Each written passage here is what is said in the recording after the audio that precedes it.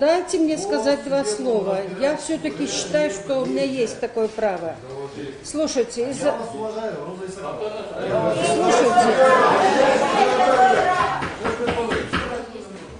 Жолдош судья, мен ушу без революции жазап, но ведь песек, вы бы в финполиции так и продолжали бы работать, и вы бы здесь не сидели бы, понимаете как?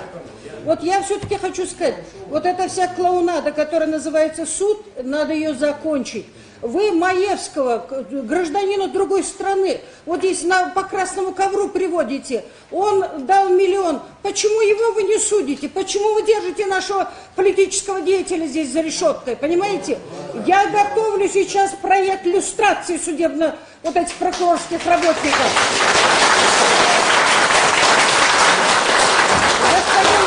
Господин судья и господа прокуроры, вы теперь не отделаетесь, вы не будете в тени уходящего президента. Вот не пристроитесь к новому, так сказать, президенту. Вот вы будете отвечать за все свои прегрешения в прошлом. Ваша охранная грамота только тогда, когда вы сделаете справедливый суд вот этот.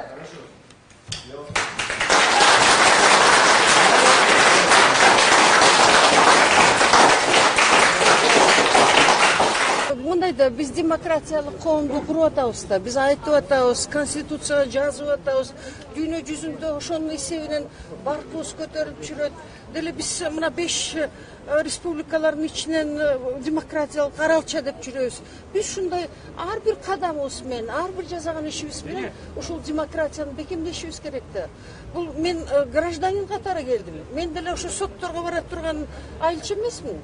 Мен ойлойм, мына биз ушу жаран катары, биз ушу жерге, биз ушу биздин өкмөтүбүздө ушундай сот бар экен, жагабы сизге түрү жакпайбы, кандай помещение, это не важно. Мына келип туруп, ошо соттун суроолоруна жооп бериш керек.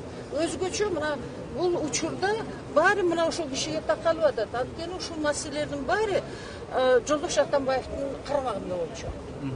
Siz sottorдун реформасын жакшы баштадыңыз эле, аягына чыктыбы? Бүгүнкү күндө соттордун иш мерзимин кандай бая бересиз? Жок, мындай экен да, бул өтө оор маселе экен, чынын айтыш керек. Бул бир эле баягы волшебный палочка менен сыйкыр неме менен бүтпөйт экен. Буга шымаланып киришип иштеш керек экен. Мен да эсимде бар, мен экзамен алып баштагам соттордон. Ошентип мындай демеле каалоо ушунчалык күчтүү болчу да, ушу биз өзгөртөлү ушу сотторду деп. Анан ошо бирок бул чындан эле сыйкырдуу түрдө болбойт экен. Азыр көп бир закондорду кабыл алышты. Мен баалаймын, азыркы жогорку кеңештин ишинде президент баш болуп ошол иштин баарын жасап атат.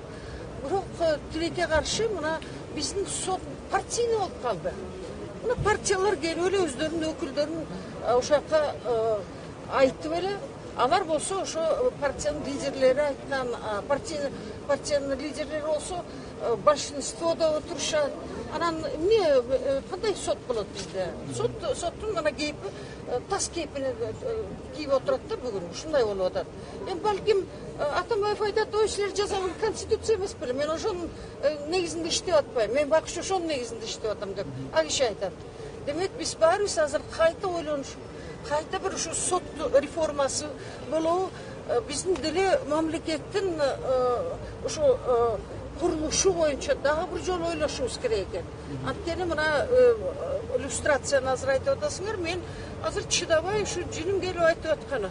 Жөн эле автоматически нет деп атпайбы. Ой, слушайте, мындай бир кичине ойлонуп, калп эле совещательный комнатага барып, бирдемени кеңешип, звонить этишип, ошентпейби? Жок, ошол жерде автоматически жок деп атат. Биякта булар болсо күйүп пишип айтып атса жок дейт. Анткени указание ошондой, мына момундай деген. Демек мына биз ушу 2 революция жасадык. 2 революциянын жыйынтыгында ошо сот прокурордун курамындагы иштегендер өзгөчө мына саясий иштерге тиешеси бар адамдар, булар болсо көлөкөдө калып атат. Биз келгенде баягы убактылуу өкмөт, биз бир 4-5 жогорку сотторун алып салганбыз. Чындан эле өзгөчө бир иллюстрация сыяктуу болду да. Бирок жеткен жокпуз түбүнө чейин. Мисалы Атамбаевди деле балкчы боюнча аны иши менен байланыштуу сотто. Ошол жерде соттор кандай гана издеваться этти биздин үстүбүздө. А мына ошол кийин болсо карасак айта эле бир судейский советте отурат ошол киши.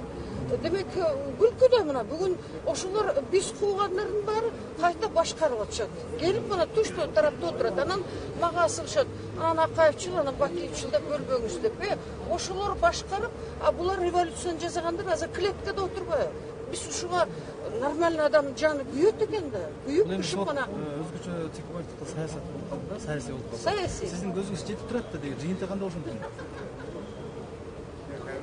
Жыйынтыгы кандай болбосо да акыйкат аягында жеңиш керек. Акыйкат жеңиш керек. Биз акыйкат үчүн күрөшөбүз. Еще один комментарий дайте.